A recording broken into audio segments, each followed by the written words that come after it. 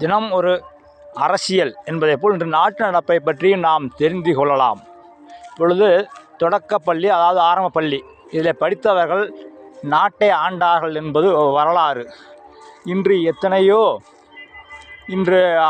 பட்டதாரிகள் பிஎட் முடித்துவிட்டு வேலைக்காக காத்திருக்கிறார்கள்.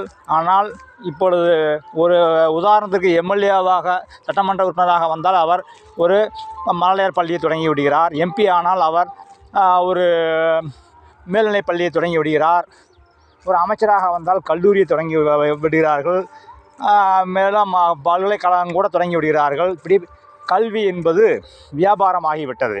ஏன் குடிநீரே வியாபாரமாகும் பொழுது, குடிக்கக்கூடிய தண்ணீர் வியாபாரம் ஆகும் பொழுது கல்வியும் வியாபாரம் ஆகிவிட்டது. அதேபோல் மருத்துவமும் வியாபாரம் ஆகிவிட்டது. இந்த குடிநீர், கல்வி, மருத்துவம், எந்த ஒரு அரசாங்கம் மக்களுக்கு விலையில்லாமல் கொடுக்கிறதோ, எதை கொடுக்கணுமோ அதை கொடுப்பதில்லை. மாற்றாக வாக்குக்கு பணம் தருகிறார்கள், கனிம வளத்தை கொள்ளையடிக்கிறார்கள். இன்னும் கேரளாவிலே எடுத்துக்கொண்டால் கல்விக்கு முக்கியத்துவம் தருவதால் தான் அங்கு கடவுளின் தேசமாக அங்கு நாம் எல்லோரும் உற்று நோக்கும்படியாக உள்ளது.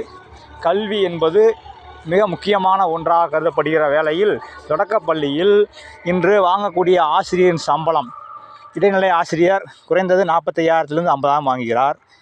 ஒரு தலைமை ஆசிரியர் 80,000 1 லட்சத்துக்கு மேல் வாங்குகிறார். அதிலே 5 பிள்ளைகள் படித்தாலும் அவ்வளோ சம்பளம் தான், 1 லட்சத்துக்கு மேல் சம்பளம் தான். 50 பிள்ளைகள் படித்தாலும் சம்பளம் அதிகம்தான். இதில் உற்று கவனிக்க வேண்டியது என்னவென்றால், இன்னும் சம்பளம் கிடைக்கவில்லை, பற்றவில்லை என்று போராட்டம் செய்கிறார்கள். ஆனால் ஒரு 5,000 ரூபா வேலைக்காக காத்திருப்பவர்கள் லட்சக்கணக்கான இளைஞர்கள், இளம்பெண்கள் இருக்கிறார்கள், பட்டதாரிகள். ஆகவே என்ன சொல்ல வருகிறோம் என்றால், அந்த நிலை, அதாவது தனியார் பள்ளிக்கூடங்கள் இனி வருவதை தடுப்பதற்கு சட்டம் கொண்டு வர வேண்டும். அரசாங்கம் என்ன செய்ய வேண்டும்? தனியார் பள்ளிகளை அரசுடைமை ஆக்க வேண்டும். எத்தனையோ வங்கிகளை நாட்டுடைமை ஆக்கியது போல் அரசு பள்ளிகளை நாட்டுடைமை ஆக்க வேண்டும். அப்படி செய்தால் கண்டிப்பாக புற்றிசெல் போல் முளைத்து வரும் பள்ளிகள், போக்குவரத்துக்கு அதிகமாக இடையூறாக இருப்பது இந்த மஞ்சள் பஸ் தான் அதிகமாக ரோட்டில் போயிட்டுருக்குது. காலையில் 9 மணிக்கு எடுத்துக்கிட்டால் 10 மணி வரையிலும், சாயங்காலம் 4 மணிலேருந்து 6 மணி வரையிலும் இதுதான்.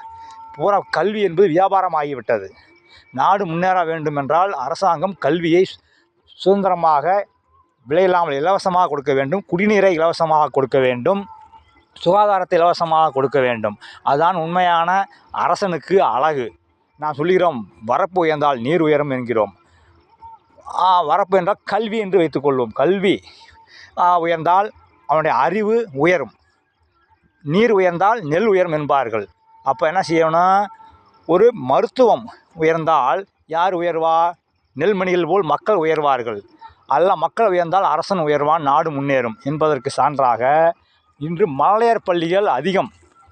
ஒரு மனிதன் கணவன் மனைவி சம்பாதிக்கிறார்கள் என்றால் கல்விக்கும், குடிநீருக்கும், அவன் மருத்துவ செலவுக்குமே அவன் வாழ்வு போய்விடுகிறது. அது நல்லா நிம்மதியாக சொர்க்கபலோகமாக வாழ்பவர்கள் அரசியல்வாதிகள் என்றால் தொண்டர்களை சொல்லவில்லை, நிர்வாகிகள் சொல்லவில்லை.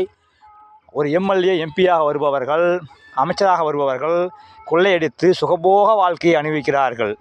இது ஏற்றத்தாழ்வு இன்றும் அதிகமாகத்தான் இருக்கிறது.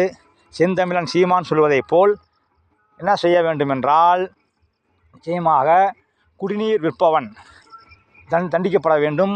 கல்வி என்பது, சுகாதாரம், இதெல்லாம் இலவசமாக தருகிறவர்கள் யார் என்றால் அவர்களை சிந்தித்து பார்த்து வாக்களியுங்கள். நன்றி, வணக்கம்.